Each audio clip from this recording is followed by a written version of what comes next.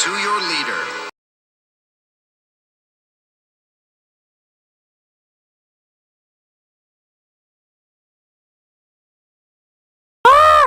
A First Amendment auditor is approached by several officers curious about why he's filming the police station or any other building from a public sidewalk.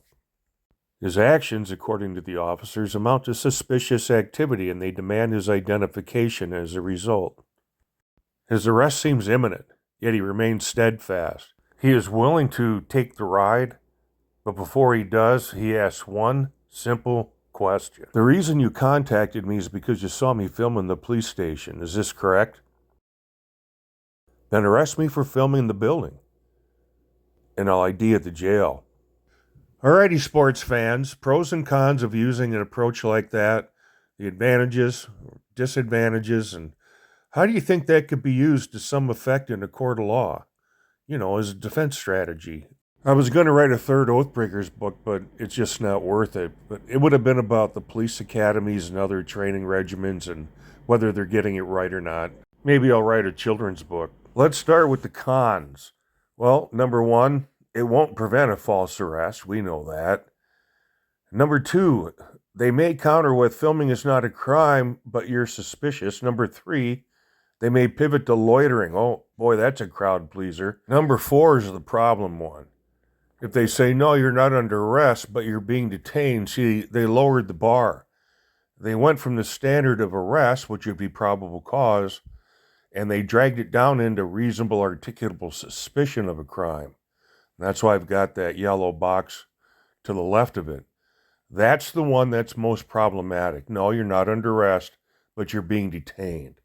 And if they think they have legitimate, reasonable, articulable suspicion, and they're in a stop and ID state, they're going to ask for your ID under threat of arrest. And then number five, they might just say, yeah, it's a crime, and put the handcuffs on, just that quick.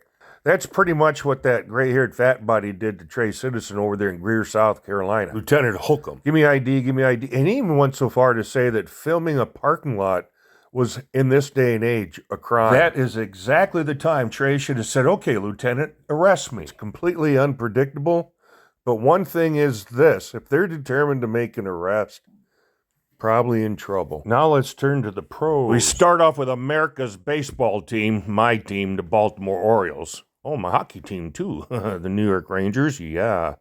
It's my older brother's team, the Eagles. We don't want to forget the Pro Bowlers Association. They don't get near enough credit. And down to the lower right-hand corner, the last on this page, the Professional Speed Date Tours. I didn't say speed skate tours, I said speed date tours. Don't laugh. Okay, the auditor, we'll call them activists, is standing still on a sidewalk. They're not breaking the law. They're filming a building that happens to house some element of law enforcement. It isn't going to be long before somebody sees what the activist is doing or kind of thinks they know what they're doing and, they sound the alarm. And now there's a half a dozen of them gathered on the inside of the building looking out. And, of course, they're all thinking worst case scenario. And we have to go ahead and we have to confront him and he's going to do this. And we think, no, none of that is true, but they're into self-preservation mode. Okay, I get that. I don't blame them for doing that, but it doesn't mean that they can go out and take a lawful, constitutionally protected activity and twist it around so it becomes a crime. Well, they do it all the time, but they can't do that. If they don't want to get in those positions, then don't go into law enforcement. It's not our fault that they're scared. It's because they don't like what the activist is doing. It's not that they're committing a crime. They don't like what the activist is doing. So now, because they don't like what the activist is doing, they've made up their mind that they're going to figure out a way to force the activists to stop. And if that requires a false arrest, so be it. That's really where we are with law enforcement. If they don't like your tone, they don't like your language, they don't like the fact that you invoked a Fifth Amendment right or a First or Fourth or whatever, and it's just pure retaliation. So they're making contact not because there's a crime being committed, but because they don't like what they see. And that serves as the genesis for the contact and everything else that follows the initial contact. They don't like what the activist is doing, so that's the number one premise, and let's build on that. So number one under pros, there's no crime, including loitering. It is not a crime to stand still, United States of America. Number two under pros is the fact that no crime is ever observed, which means the police would have to fabricate a crime. Number three under pros is any subsequent detention, therefore, is unlawful because the police fabricated a crime to begin with. Step one, step two, step three, it's almost like a tutorial. Number four under pros, any subsequent demand for identification, which is the number one way they're going to try to jam someone up, is also unlawful, lacking legitimate RAS, or reasonable articulable suspicion of an actual crime. Number five under pros is any evidence or statements, this would be from the moment of the unlawful detention, any evidence or statements should be suppressed, or they can't be entered into evidence against the activist. And it's because it falls under fruit of the poisonous tree. All right, let's do a recap. Oh, that's my old Brittany, Tasha. She died 10 years ago. She was quite a hunter. Loved to hunt pheasants. Kind of a psycho dog a little bit. She'd be yapping and talking, and she'd actually be kind of screaming as she was going through the cover. It was pretty cool. I miss her. Number one, there's no crime. Look around. Look over both shoulders and up and down. There's no crime to be found.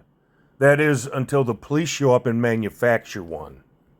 Number two, the police don't like what they see, so now they're going to be determined to stop it by any means possible.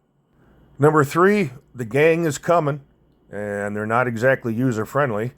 And remember, the initial approach, which should be a consensual contact, is based solely on the activist filming. Why? Well, they don't like what they see, even though there's no crime. Recap number four, suspicious activity. That's what they're going to accuse you of doing. Suspicious activity. That's not the legal test. It never has been. A detention cannot be based on mere suspicion alone. The legal test is they have to articulate a specific crime. Suspicious activity, what is that? What does it mean? They get to decide, oh, that's suspicious, but that's not. You know what? I think that guy's kind of suspicious, and he's really suspicious. They could go on all day long, and yet they keep doing it. Nobody corrects them. Number five, the unlawful demand for ID is inevitable. If they're still hanging around and they're still throwing out suspicious activity, they're going to be making that demand for ID. It's probably already started. And when they start threatening jail or, handcuffs, going hands-on, and arrest is imminent, this is the time for the activist to ask the one simple question. The reason you made contact with me today is because you saw me filming. Yes? Well, then arrest me for filming the building, and I'll ID at the jail. The activist isn't refusing to identify. He's basically holding the police hostage to their own arrest protocol. If they make an arrest, remember, you don't have to ID at the time of the arrest. A detention, yes, but not an arrest. You can wait till you get down to the jail. So it's not technically a refusal. You see, now they can't claim obstruction. Oh, but it gets better. Why does it take multiple officers to walk out of an air-conditioned building in the summer to come up to somebody, start questioning them, but it takes that many officers to handle a so-called loitering violation? That's not what brought them out of that building. And it doesn't take 4, 5, or 8 officers to handle a loitering violation, alleged loitering violation. If the cops are that dumb to make that kind of false arrest, and the DA is that dumb to take the case, this is what's going to fry them. If you have a defense attorney, or you watch and listen and learn from this video in lieu of an attorney, or if you have an attorney, you can show this to them. I get so frustrated. I doubt the prosecution will ever take the case. How can they? How is this not creating reasonable doubt in terms of the reason for the arrest? I mean, this is setting them up beautifully for a civil suit. So that's why I recommend asking the question. You're here because I'm filming the building, right? I mean, that's the reason you contacted me. So arrest me for filming the building, and I'll ID at the jail. If they're going to arrest you anyway, well, there's nothing to lose and everything to gain. Why not try it? I think you're going to win. And you know what? Well, that'd put a smile on anybody's face. Well, except maybe my attorney's.